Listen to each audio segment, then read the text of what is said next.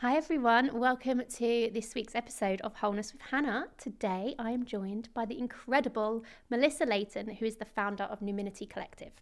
Melissa is a renowned medicine woman, coach and facilitator who blends ancient wisdom with modern techniques to guide others through deep transformation. After many years working as a commercial lawyer, she brings such a grounded, discerning approach to the world of plant medicine and consciousness work, along with a much needed sense of humour and lightness in the spiritual space. We're going to be exploring her journey from law to healing, the power of plant medicine, and how to integrate those expanded states into everyday life, because that is where the real magic happens. This conversation shares personal experiences for educational and spiritual purposes only and does not encourage or promote the use of any illegal substances. So, hello, Melissa. Hi. Thank you for being here. A pleasure.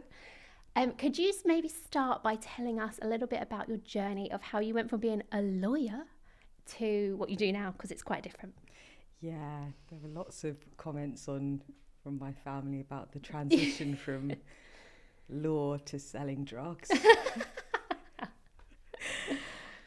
I think it was as much of a surprise to me as it was to them and many other people in my life.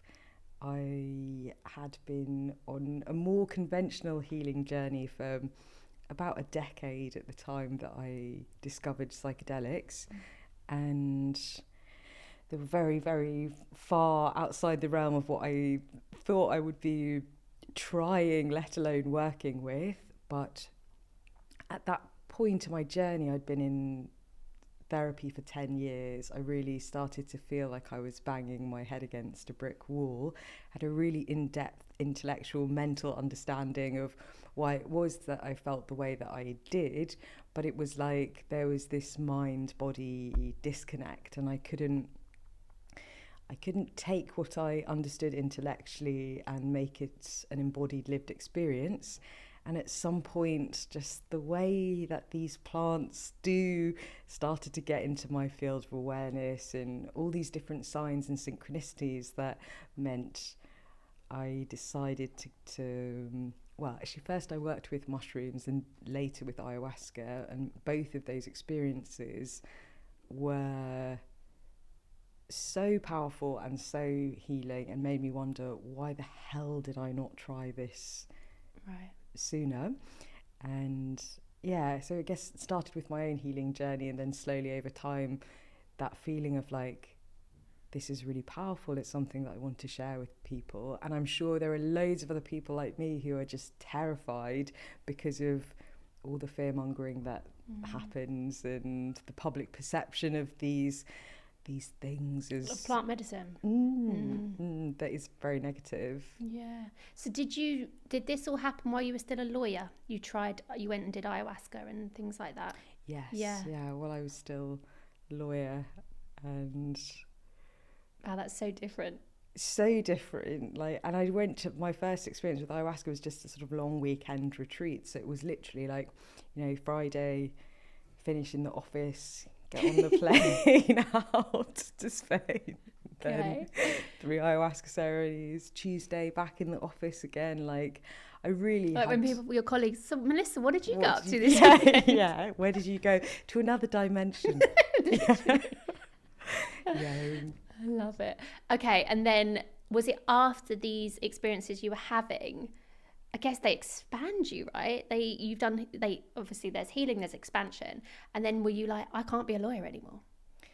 Definitely a slow journey. With all these things, you get the new insight and awareness. So I really understood first and foremost where my decision to become a lawyer came from. Right. It was like a real place of scarcity and fear. And so in my traumatized mind, if I have money, then I have security, then I'll feel safe in my body. So let me pick a profession that guarantees a certain level of wealth, and then I'll be safe. And then you do it and you realize, oh no, I still feel terrible. Okay, now I need to try something different. And with plant medicine, it was like really examining those wounded parts of myself and And the integration was the deconstruction of all the decisions that I'd made from that place. And as you can imagine, in 3 decades, that's a lot. Every decision that I'd made largely was from that place of trauma. And so there was a real like deconstruction and reconstruction that took many, many years. And even once I had these messages, I really didn't think I'm going to quit my job as a lawyer. I just thought, well, now I understand it, but it's still really comfortable. And, you know, I live in my nice flat. And there was a lot of time and processing before I was willing to just hand in my notice. So what happened when you did hand in? How did you get to the point where you did hand in your notice? I remember you saying you'd swapped jobs. Yeah, so I left the corporate city private practice law firm job, that one, quite quickly. I left on qualification because by the time I'd done 2 years, I was just like, this is dire, and I can't keep going. I went in-house. I worked for a startup for a few years. Then I did another in-house job where it was fully remote and a lot more relaxed as well. And so in a way, it was like this kind of process of thinking I could stay in the law but just find a slightly better fit for me in the law, better hours, less time spent in the office, and yeah, like desperately clinging on to this idea that I would still be a lawyer, just not a certain type of lawyer. And the last ever job that I had was like relatively relaxed pace of work, very well paid. I worked remotely. It was like honestly as sweet a deal as I could have hoped for within that space. But those like bigger questions of purpose and meaning and what gets you out of bed in the morning were just like, it felt so hollow and meaningless that I knew this is not the reason that I've been put on this earth. Yes. Love that. I can relate to that so much. I had a similar experience where I'd, left one really stressful job, stayed in the financial industry, and it was sweet. It was easy. It was chill. I was still paid really well. And I convinced myself, I think at the start, well, actually, I do believe that I genuinely thought at the start, like, this is great. Like, this is great. And then as the time went on and I actually started this podcast, I was like, whoa, this isn't what I meant to do. There's so much more out there. So I totally get that. And I'm sure a lot of people listening probably resonate to that. Yeah. We need meaning. We need purpose.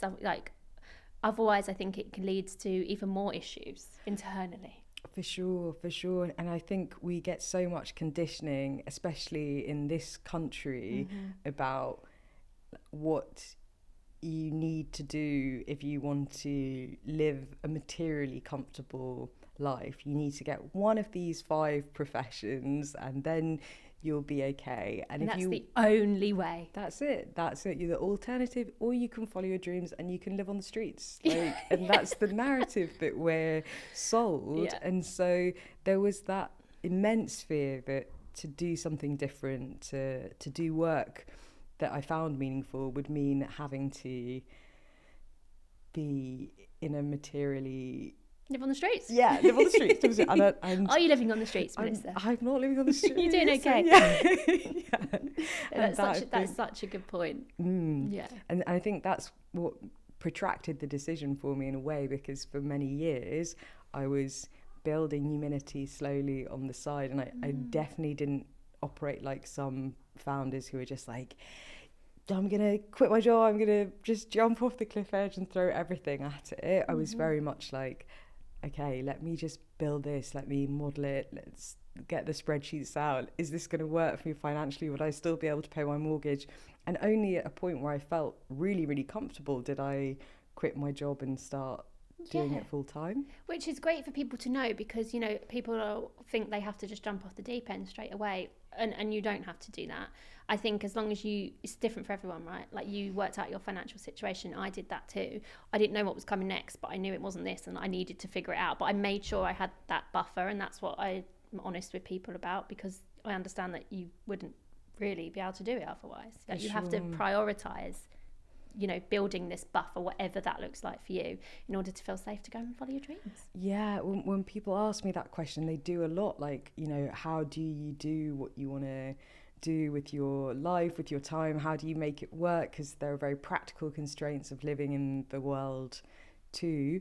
I will generally say, find the thing that will pay you the most to do the least without transgressing any of your personal values, and then do it until you're at a point where what you actually want to do becomes viable, so that you can start taking time, energy, resource and pouring it into the thing that you actually love and care about, because we only get one shot. On this earth.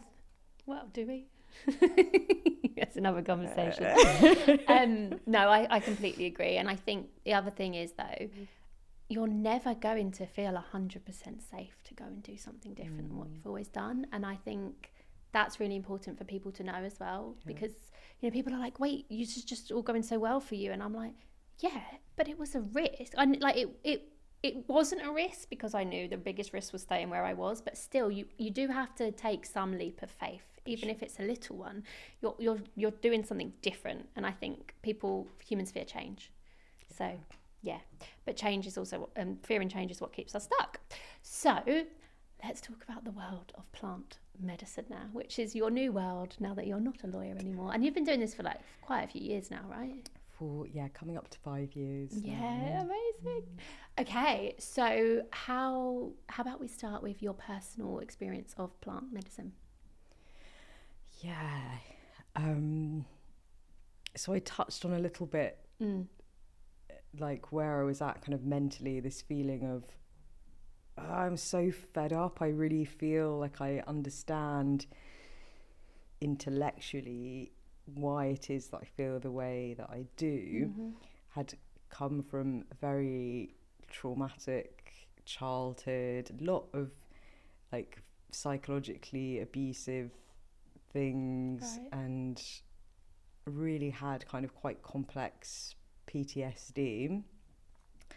And I feel like I had this encyclopedic knowledge of attachment theory, trauma, the nervous system, but my body was like constantly in a state of dysregulation, this kind of fight or flight feeling.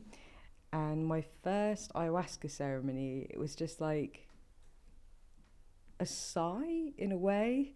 This just felt so much of that heaviness leave my body, and I really saw myself in a way that I never had done before. Like I came out of the ceremony, I went into the bathroom and I looked at myself in the mirror and I was like, oh my God, like I'm so beautiful. Like I'm so beautiful. Like how I always look like this. Like it was like I'd always looked at myself with such like poor self-esteem, just always what's wrong, what I don't like, what could look better.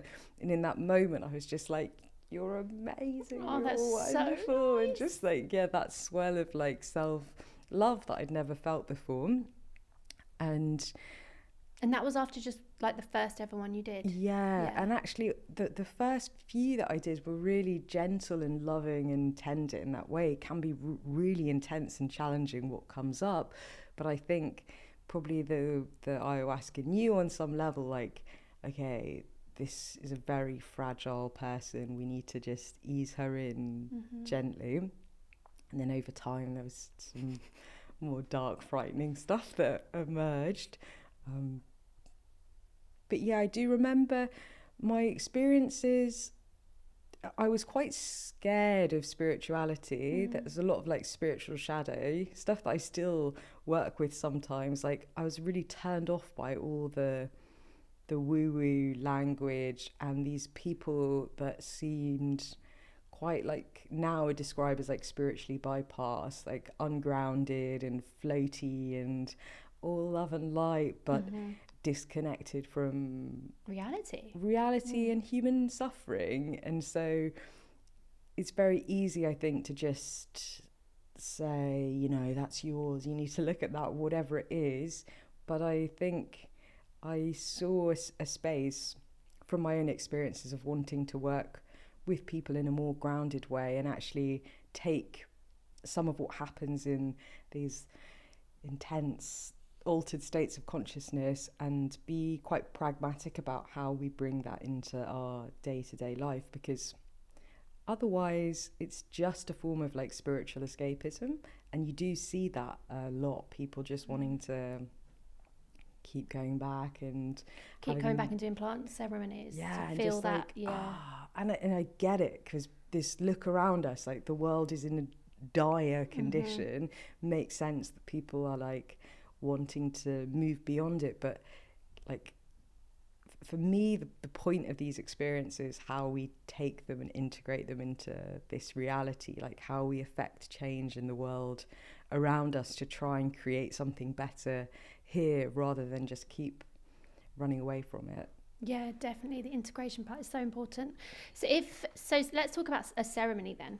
So if someone's like, right, I'm going to sign up, I'm going to do a plant medicine ceremony, whether that's ayahuasca, whether that's mushrooms, what can they expect? The first thing is like, you'll be called by the plant, you'll be summoned. And what do you mean by that? I know, it's kind of mad, isn't it? But in the same way that I was like, me, Melissa, human lawyer me, was like, nah, that's not for me. I'm not interested. I'm happy in my materially comfortable life, and I don't want to go and throw up violently in a room full of strangers. It's not for me. But at a certain point, just like everywhere I go, people talking about ayahuasca, it's just invading my thoughts and my field and my awareness, to the point that it became undeniable that this was something that I had to do. And that's a very universal experience for people who work with plant medicine, that when the time is right, you get the call. And by the call, you mean it shows up in your world, like synchronicity, as people are mentioning it. You might see it on the TV. You'll just have this awareness. You're like, I'm seeing this a lot. And that's what you mean by calling you. For sure. And it doesn't go away. So that's the other thing. You don't need to worry if you're thinking, is this the call? Is this not the call? Like, the call will keep coming back, and it will get louder, and it will continue to tap on your shoulder if you ignore it. And so often people ask the question like, oh, which one shall I work with? I'm like, I don't know, whichever one is that wants to work with you. Yeah, it's tapping you on the shoulder, and really just to get quiet and into that space of listening and hear. And if you do ignore it, what if people are like, oh, like I'm just going to ignore it forever? What do you feel like? What do you think happens? It will just keep disturbing your peace. Right. Okay. But on that, it's only calling you for your highest good, right? It's never calling you to like hurt you or anything. It's always going to be something you need or something that's going to help you grow. Is that correct? For sure. Yeah. And like, we could get into a deep philosophical conversation about free will and determinism, and ultimately my personal belief is that we have agency, we have choice as human beings. We're not going to be dragged kicking and screaming, although I did sort of feel a bit like that with my first ayahuasca ceremony. But you clearly on a deep level knew you needed to do it, and you knew so, it was gonna to make those choices to go somewhere, that is on us, and if we choose not to, then so be it. Okay. But ultimately, if we don't, it will continue generally to needle away at us. Okay, so first you get the call, and then you have to kind of commit and find a ceremony or a retreat or somewhere that you feel like is right for you. Yes, and important to say, like, from the moment you decide I'm going to go and do this thing, the ceremony's already started. Like, it's not about what happens when you get there and you actually physically take the plant or the medicine that you're working with. The process begins, and the start of that relationship happens that moment the decision is made. And wow, the things people talk about in the run-up to retreats, the synchronicities, people from your past might reach out, things happen that start to bring everything up to the surface. It can be incredibly destabilizing. And when we work in the retreat setting, we also do a program of preparation to help people navigate what happens in the run-up, because it really does all kick off emotionally. Things come up, old patterns will bubble up to the surface, all the aspects of your shadow that you need to integrate will start to rear their ugly heads, and it's intense before you even get into the ceremony. But the better you prepare, the more you get out of that experience, the deeper you can go. And then when you are in ceremony, I mean, so many different things can happen, but obviously there's often a hallucinogenic component to these experiences in terms of seeing visuals. It can be like sacred geometry or more like cinematic stories from your life that you'll see when you've taken the medicine and you've got your eyes closed and it's kind of like playing in your mind's eye like a dream. Kind of, yeah, okay. Very similar to a dream. But then some people don't.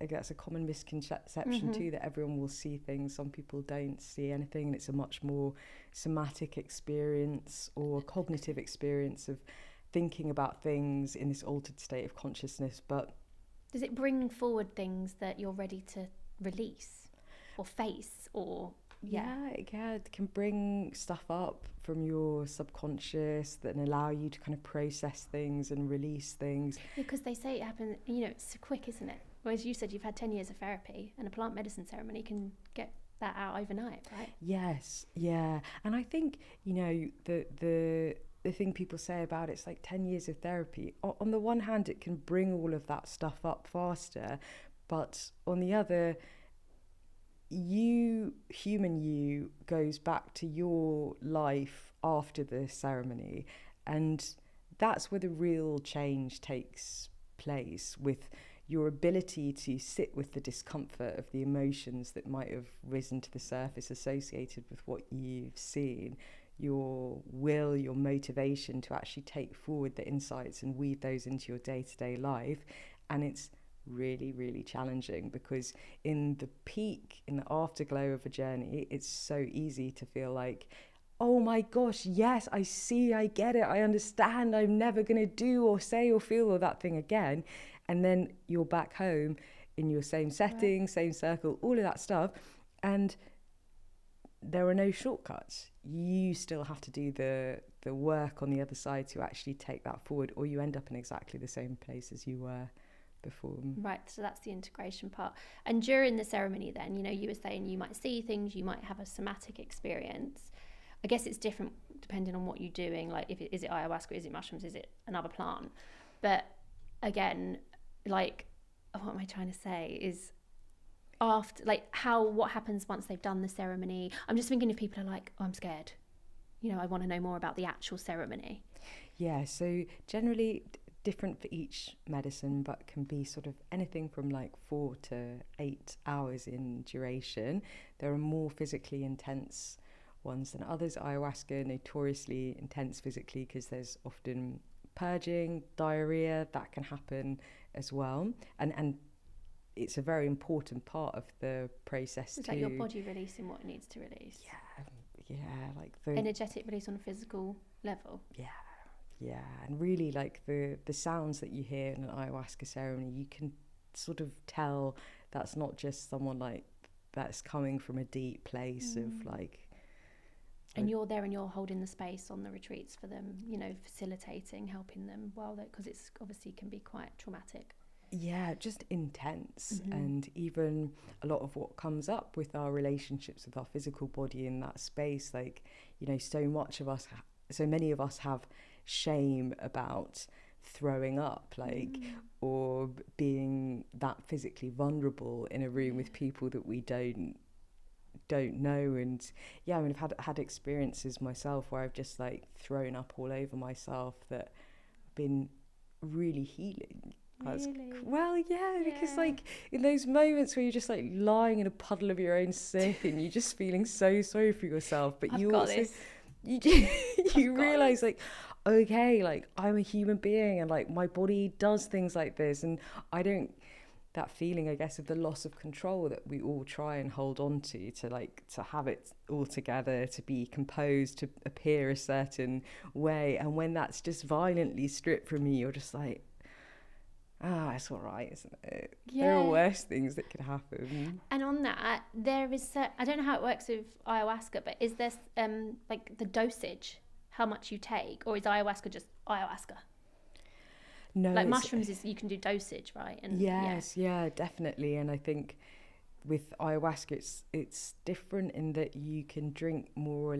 Everyone will drink the same amount to start with, and then you choose if you want to drink a second cup or a third cup or a fourth cup maybe. And it's a bit harder to predict really, because people don't always have a clear sense of, you can feel incredibly lucid one moment and then be totally gone a moment later, whereas with mushrooms there's a more clearly predictable trajectory of a gradual onset, a peak, and then a descent, whereas ayahuasca, it's like really intense, and then I'm fine, I'm back, maybe I should drink a bit more. It can be very like hard to so not so much of a journey. A journey, but it's interesting that people talk a lot about the kind of masculine and feminine energy, and mushroom as being a more masculine energy, and ayahuasca more feminine. And the feminine, that kind of wild, chaotic energy of like, it's coming and it's going, and it's a bit more of a roller coaster ride. So still a journey, but just less structured. Yeah, just like, and the mushrooms being much more, we're here, now we're here. Yeah, okay. So it can last between, well, you said 4 to 8 hours if you're doing ayahuasca or mushrooms. Okay. And then what happens after that? They've done their first night. Immensely tired on the other side. And so the first 24 to 72 hours after a journey, generally it's recommended just to rest, nourish yourself, and to capture as much as you can. So journaling, voice notes, get a good log going of what it was. Showed you. Because it sometimes you see things and you don't really understand why you were shown certain things, and that processing on a cognitive level will take time, and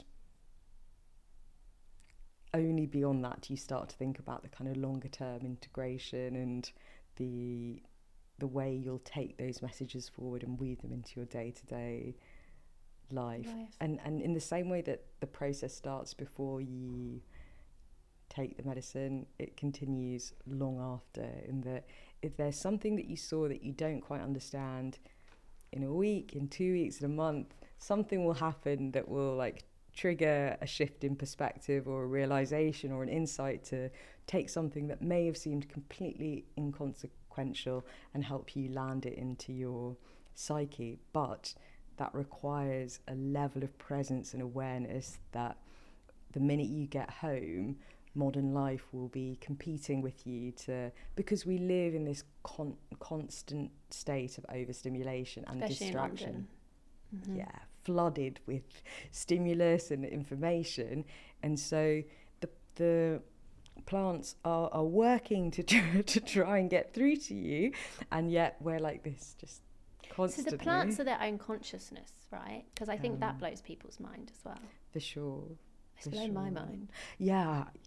I mean, it's crazy to think about, because we can almost conceptually get on board with it in the context of psychedelics, because we experience these really intense mind-altering experiences. But the reality is, every plant has its own consciousness, and we can dialogue with every plant. And the indigenous tribes that work with ayahuasca, for them it's like a vessel that they use to help connect with other plant consciousness. So they will build a relationship with a specific plant, where they'll diet that plant and eat that plant for a month, and they'll start talking to the plant, and the plant will teach them and give them lessons. And this is not a psychoactive experience. This is just a way of getting really quiet and listening. And we could do that with a rose or a willow tree if we wanted to. Yeah, that's wild, isn't it? It's amazing, but yeah, really wild. Okay, so basically, if you get the call, that's when you can act and kind of figure out what kind of way you want to explore the plant yourself. Sure. It's very personal. Very personal, definitely. Yeah. Oh my goodness, yeah. So on the whole healing side, because I know people that have said, I was in quite a bad place, or I just generally, had lots of therapy, but, had a baseline that was quite low of kind of mental health. And then they do a ceremony And yes, it shows them a lot.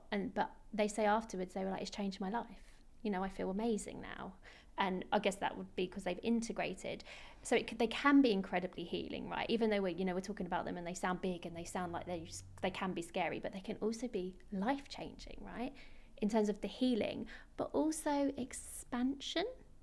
So it's not guaranteed that the mushroom or whatever is going to call you and you're going to have this really catastrophic, scary experience, right? It doesn't have to be that. It can be showing you anything that you need to know. Is that correct? Yeah. You use the word baseline, and I think that's kind of at the core of where they can help is giving you a blueprint for something that you may not have ever experienced before. So, like, if you've never felt loved or never felt at peace or never felt safe in your body, it's very hard to intellectually work to a point where you can experience that somatically. But if you work with a plant, it can give you a new baseline. Here's that feeling. And then you go home and you have to do all the daily work of processing your emotions, all the somatic tools and practices that are necessary to maintain that state. But you know then, okay, this is what it feels like when I feel good, safe, calm, peaceful, loved, and can really center those as core things that you're working towards in your life. But if you've never had that, it's just very challenging to get there without it. Does the plant medicine do that by getting into your nervous system? I think there's so many different ways that they... Because if it can rewire your baseline like that just during a ceremony, is it because it's shifted? Maybe you had a somatic experience and you've shifted it out of your body, for sure, out of your nervous system. Yeah, and actually I think you do often see people sort of shaking, twitching, purging, crying, releasing, and all of this stuff is your body kind of letting go of what it's been holding on to. Yeah. Okay, on that, I did a private ceremony with Melissa. We went away and we did it. And it was because the mushroom was calling me. Yeah, talk about your experience of that. I'm gonna share it because, like you said at the start, I had never, ever felt called to do any of this stuff before. Like, honestly, it was actually never on my radar. And I know, like, I'm very spiritual and it is, a spiritual practice in some ways, but it was just not on my radar. Didn't think about it, was never interested, never really, it just wasn't in my orbit. And then one day, well, actually, it was over a period of a couple of weeks until I actually realised what was going on.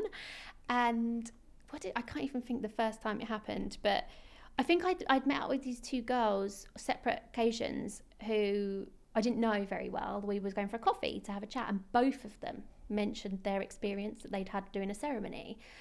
And I just was like, oh, cool. Like, listened, thought it sounded really cool, and they loved it. It really helped them, and I was just like, oh, right, cool, I'm good, yeah. Like, done all the healing. It's been 3 years, I'm good. And then, so that was the first bit. And then I think everywhere I went, I started seeing a little mushroom.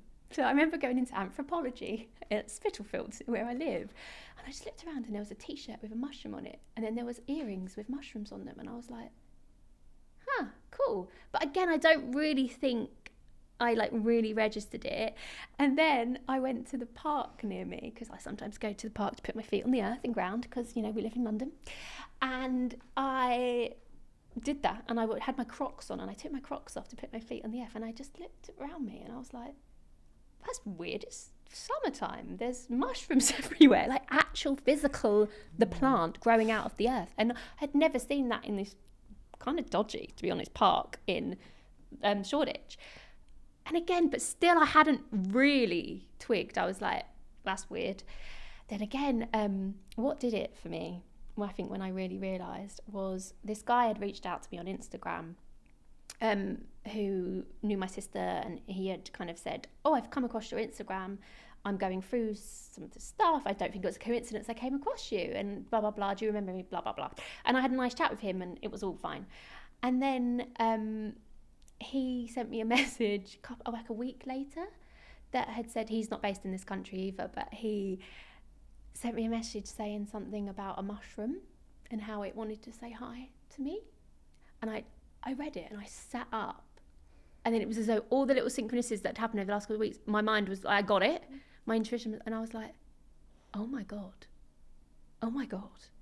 And it really, I was like, I think the mushroom is calling me, and I don't know what to do about that. And then as soon as I sort of had that realization, obviously everywhere I went, I remember walking near where I walk every day, there was this new piece of graffiti in Shoreditch, and it was all mushrooms. And it was honestly just wild. I get Plant Hood delivered, which is a meal kit that's all plant-based, and I don't actually like mushrooms, so I never choose meals with mushrooms in them. They sent me the wrong meal, and it had mushrooms. And I was like, oh my God. And then, do you know what? I just sat there and I was like, again, I just knew what to do. And I was like, I need to reach out to Melissa, because I'd come to your ecstatic dance events from my friend is really good friends with your sister, Holly. And I just knew that I needed to speak to you. So then I spoke to you and you were like, oh, it's calling you.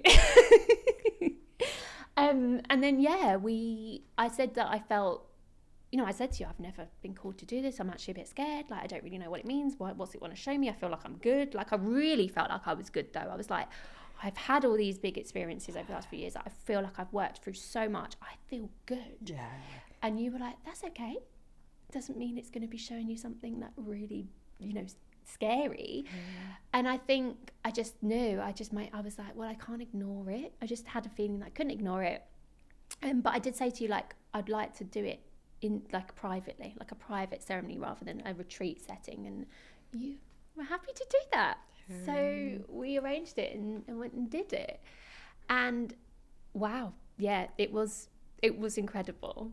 But it wasn't that scary for me. It wasn't. It was more expansive. It was very visionary, but not in a scary way. It was more like a dream. That's what I said it earlier. I was like, for me, it was more like a dream, where you're sort of shown things. They're there. It's really hard to explain. Like, it was there, and I could see it, but it wasn't like a hologram image. It was like, it's just there. And I remember you saying to me before, like, you can dialogue with this consciousness. And I remember thinking, oh my God, like, what? But you do. Yeah. And I did. I was like, why are you showing me this? But it was also very clear what it was showing me. But it was definitely more expansive for me, because I was, gone into this big new chapter. And it was showing me what's possible, I would say, which felt amazing, but also wild. And it did show me, the first thing it did show me, and I'm happy to share, was a fear I've had for a long time around motherhood. And it showed me why I had that fear, and it made sense. And then it showed me that I didn't need to have this fear, which is beautiful. But yeah, and then I was shown various other things, and it told me that I was the cycle breaker in my ancestral line, and that it showed me why I've had to do this journey. It showed me why various things hadn't worked out in my life, and why that they will going forward. And it was very, actually really wonderful experience for me. I feel like I knew this stuff, but to be actually shown it like that was like, whoa. And my body was doing a lot of shaking, but not violently, but like tremory.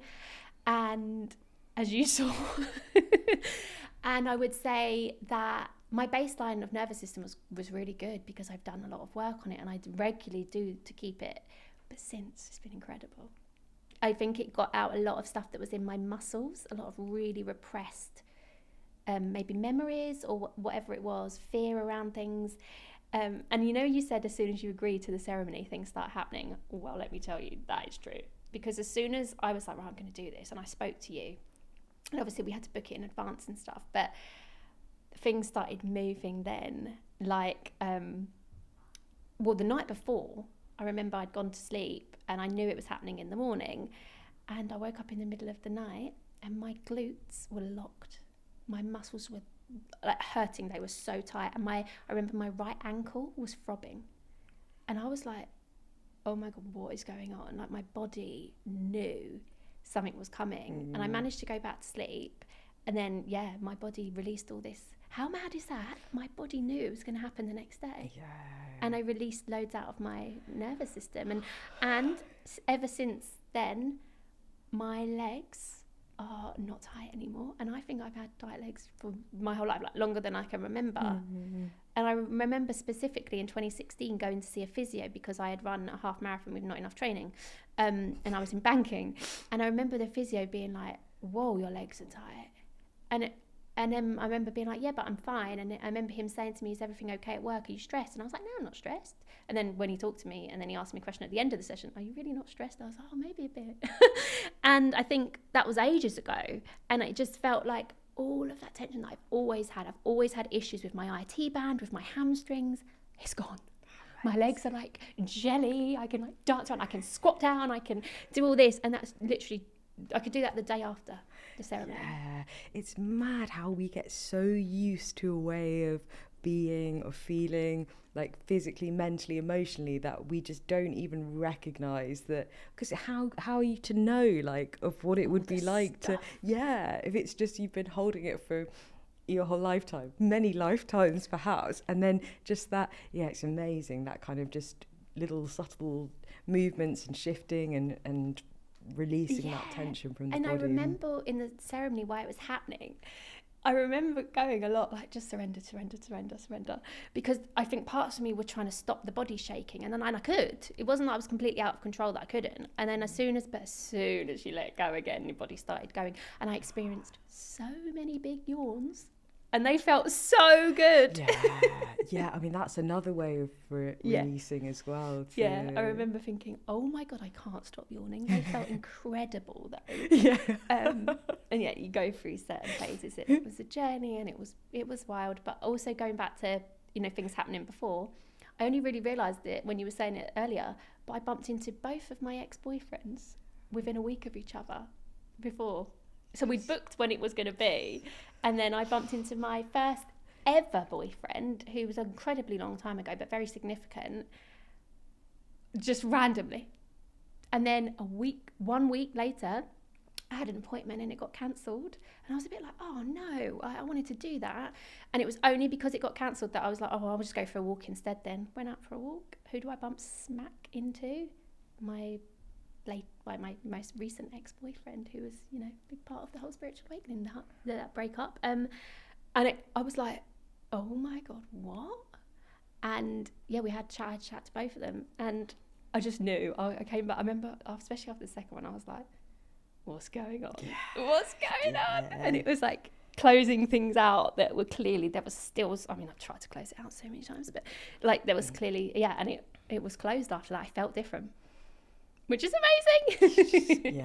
I know. It's mad. Yeah. Like, it's mad when you feel how it uses your life to enact what things. Think blew my mind the most is it made that happen. Yeah. It wasn't meant to happen. That for various reasons that I'm not going to go into. Like, he shouldn't have been there. I shouldn't have been there. I was meant to have an appointment. He was and that is unreal. That the universe, the mushroom, whatever it was, arranged that. And it needed to happen, whether it was for him or me. I think it was probably for both. But I just think if it can do that, it can do all sorts of things. And that's why I don't stress. I'm like, it's happening. The universe is just going to sort it out because it can. Yeah. I was thinking when you were talking about all your mushroom synchronicities, I bet there'll be people listening to this thinking, oh my God, I'm being called. Or the opposite, like really skeptical, thinking, oh, I swear there are just mushrooms everywhere, not realising they're going for you. But also, like, you just know. It's a feeling, isn't it? Synchronicities are a feeling. Like, you can be cynical and pretend it's not happening, or you can just embrace it. For sure. And Carl Jung talks about this, that like the more open we are to these things, of course, the more that we notice these things. And that's a very deliberate, intentional way of relating to life. Do you want to choose to see everything as a series of random, unrelated events, or as part of a like rich, poetic tapestry of meaning? And I mean, that is a decision ultimately, but in general, if you are someone who ascribes more meaning to things, then you will live a life that feels more meaningful. And do you think it's also part of like where you're at in consciousness? Yes, definitely. Because and also just your ability to relate with both hemispheres of your brain, because we are hyper conditioned to think in terms of rationality and pragmatism, very left brain focused, and it's a real awakening of the other half of our brain, our creativity, our intuition, knowing without knowing, but like we are fighting against the environments that we've lived in. So yeah, consciousness, and also just that suppressed part of all of us. Yeah, definitely. I mean, my life is one big synchronicity, and it's magical, and I'm sure yours is too. And the more like tuned in, the more you know when something is for you, that when there's a message or when, and I don't question it anymore. Yeah. Like, and I imagine you might have been the same. I, from a very logical background, like banking, you law, so you know, it's been a process of like opening up, allowing my consciousness. Like, you know, now I'm like, that's not a coincidence. I don't think anything is a coincidence, but that's just me. And I don't even use the word coincidence. It's synchronicity. Yeah, definitely. The logical, like the logical corporate background, and also just the trauma imprint of mistrust that had made me deeply mistrustful of life and the universe. The internal stories where life will not provide, things are not going to go well, and being able to soften into that state of like surrender to the flow of life as this really beautiful, wonderful thing that is still at times immensely challenging too, but always relating to that from a place of like, I know some good is going to come from this, even when I'm right in the thick of it. There's that feeling of like, ultimately this is for, there's a learning, at least. There's always going to be a learning, even if it's really hard. You know, there's always going to be something, and that's just the way I see the world now. Sure. And then, but yeah, just going back quickly to the integration part. We had a follow-up call and stuff. A couple of weeks after, and I'm good. I mean, it's been a while now, but I didn't have any problem with that, and I'm probably still it's still happening, and I still see the mushroom, to be honest.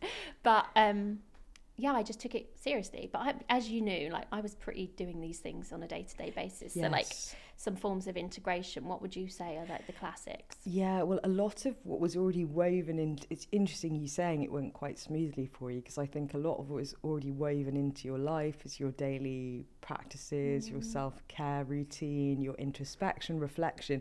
Those were already practices that you were doing.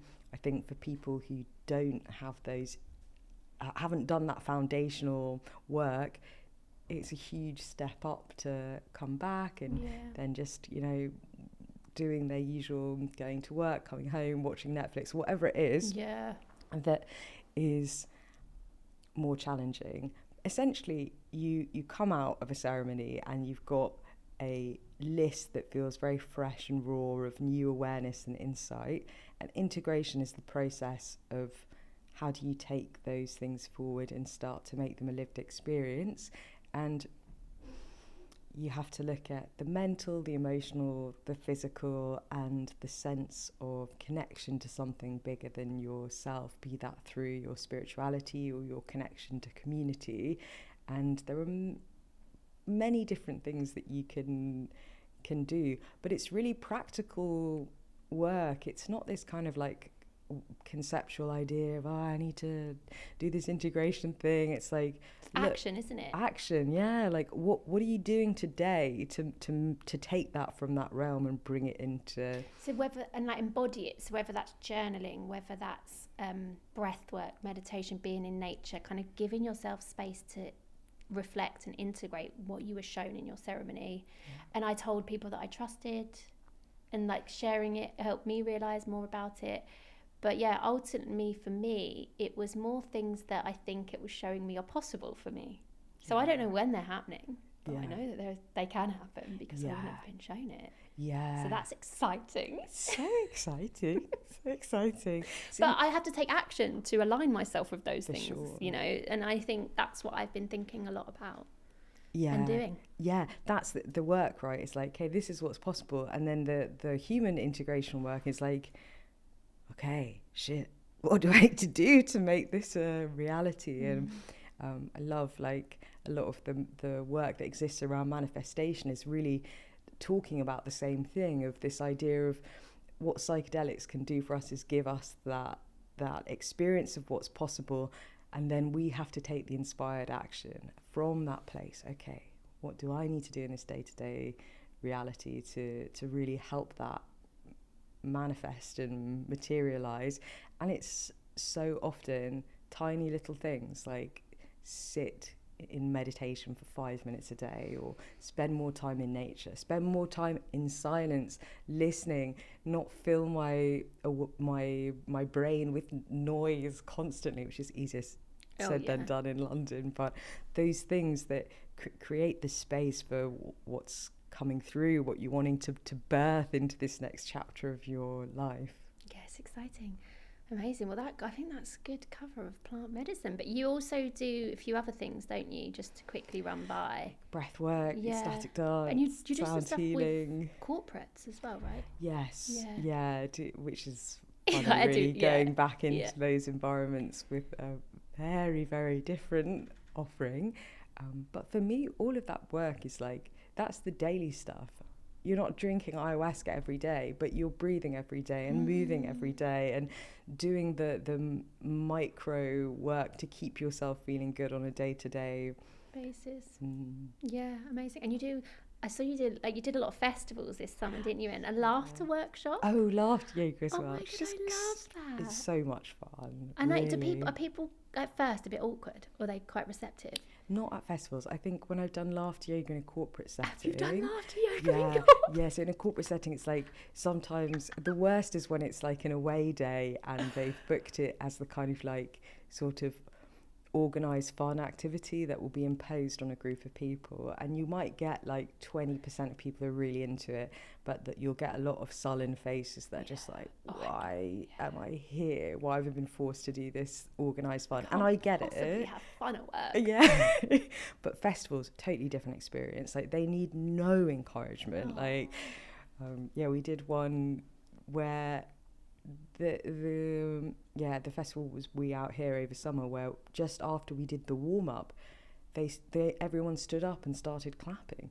Amazing. It was just like different vibe. Such different vibe. Like the level of like excitement and enthusiasm for just life and existence in festivals is amazing. So yeah, they're really good.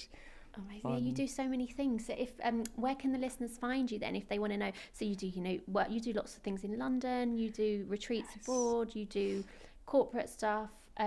Where can the listeners find you if they want more information? Look up Numinity Collective, isn't it? On Instagram or our website. It's numinity.co.uk. You can find details of everything we're doing. Amazing. And you're on Instagram. Yeah. Melissa Layton is amazing. So is there anything you want to leave the listeners with before we finish today? No parting words of wisdom, I think. You've done enough. Yeah, that's enough. That's your lot. All right, well, thank you so much. I loved this chat and I think it's been very enlightening. Thanks, Hannah. Thank Pleasure. you. Bye.